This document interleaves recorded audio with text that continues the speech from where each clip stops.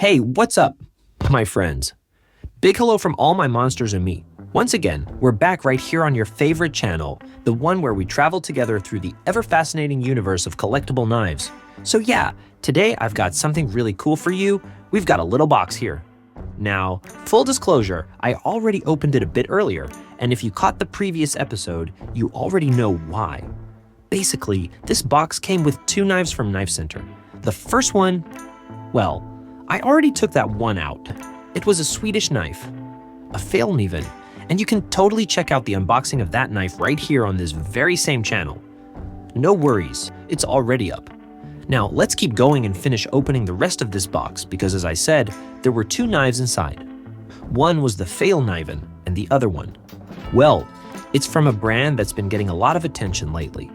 I mean, not necessarily this exact model, but the brand itself has really made a name for itself in the knife world. And this particular knife, it's a pretty new creation, quite fresh actually, definitely something novel. All right, here it is, and now I'm gonna walk you through exactly what it is. Let's carefully take it out of the box, see if I can manage without messing everything up. But hey, before we dive into that, just in case you're curious about the knife I used to open the package, it's a very cool fixed blade knife. It's a very cool fixed blade knife made in the US super nice. I'm definitely planning to do a review of this beautiful knife sometime soon, so stay tuned for that. In the meantime, I'll drop the model name and some details right here on the screen so you can check it out while we move forward. But let's get back on track. Let's focus on the reason we're here. This next knife is made by Demko, an American knife maker with Russian roots. You may have heard of him.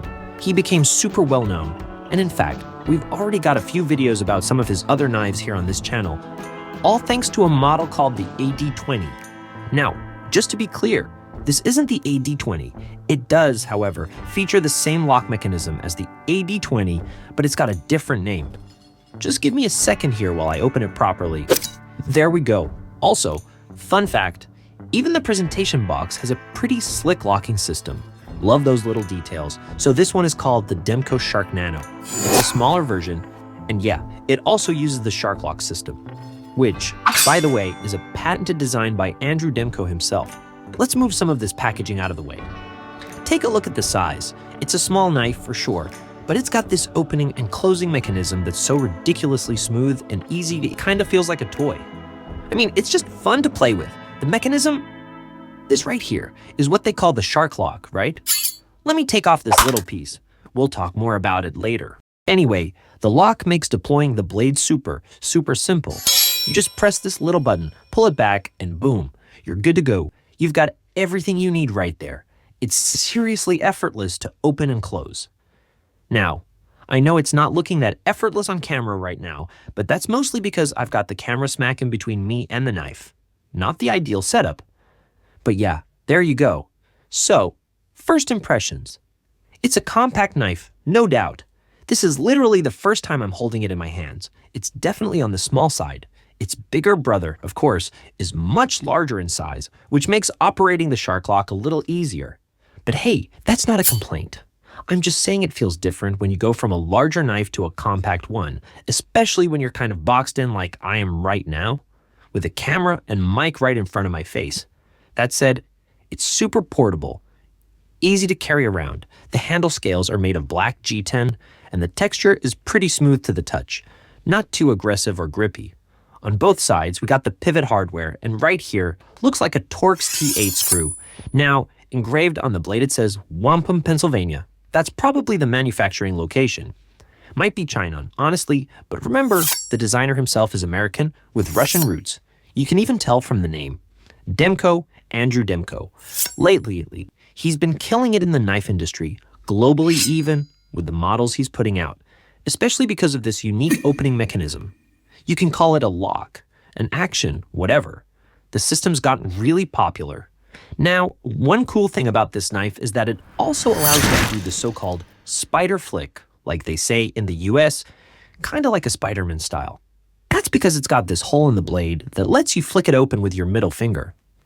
I'm not getting it quite right at the moment, but trust me, it's possible. And just so you know, whenever you get a brand new knife, it's totally normal that it takes a bit of time to get used to it. I mean, it's just like using a brand new tennis racket, or breaking in a new pair of shoes, or even driving a new car for the first time. Everything feels a little foreign at first. Same goes for knives. At first, it might feel a little tricky or unfamiliar, especially if you've been using a heavier or much bigger knife before. Or vice versa. Maybe you're used to a smaller one and now you've gone bigger. Either way, your hands and muscles need time to adapt. But it's a pretty quick adjustment.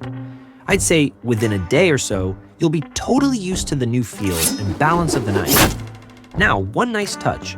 It comes with an extra pocket clip designed specifically for left-handed users, which is always appreciated. It shows the brand is thinking about everyone. Most knives come set up for right-handed people, and yeah, there's definitely some bias in the industry when it comes to that. So when a company includes something for the lefties, it really stands out. In my case, I'm right-handed, so it's already good to go for me. But again, big thumbs up for making it more inclusive. Moving on, let's talk about the blade. It's a drop point design. I'm not exactly sure how to describe the shape. It's got its own personality, for sure. The blade features a flat grind, meaning the edge bevel goes straight down to the cutting edge. It's not concave or anything like that. Up top, you've got this nice little jimping. That's the textured section where you can rest your thumb for extra grip, and it feels comfortable, very ergonomic. Now, I don't have particularly large hands, pretty average, I'd say, and I can fit 4 fingers on the handle just fine, 3 on the handle, and 1 resting up on the spine of the blade. I've seen some reviews online where people say the pinky kind of floats in the air, but in my case, it fits just fine. My hand size is pretty standard. As for the steel, it's 20 CV, which is a great premium steel, and the knife itself is made in Taiwan. So maybe that Wampum, Pennsylvania inscription isn't about Taiwan at all. It could be related to design or company origin. I'll double check that and clear it up for you in the video description. Anyway, I'm honestly just happy to have this little guy in my collection. I'd love to see this same knife with titanium scales someday, just to give it a bit more heft and a more solid feel in hand. It's not bad as is, and it's got a decent weight for the size, but a touch more mass would feel really satisfying. I have a feeling companies like Original Goat, who make aftermarket parts for knives, will probably end up releasing titanium scales for this model, unless Demko decides to beat them to it, which honestly wouldn't surprise me. Alright, my friends, that's all for today. This was just a simple, fun unboxing. I really hope you enjoyed it. And as always, all my monsters and I are wishing you an awesome week ahead. Take care and see you next time. Bye for now.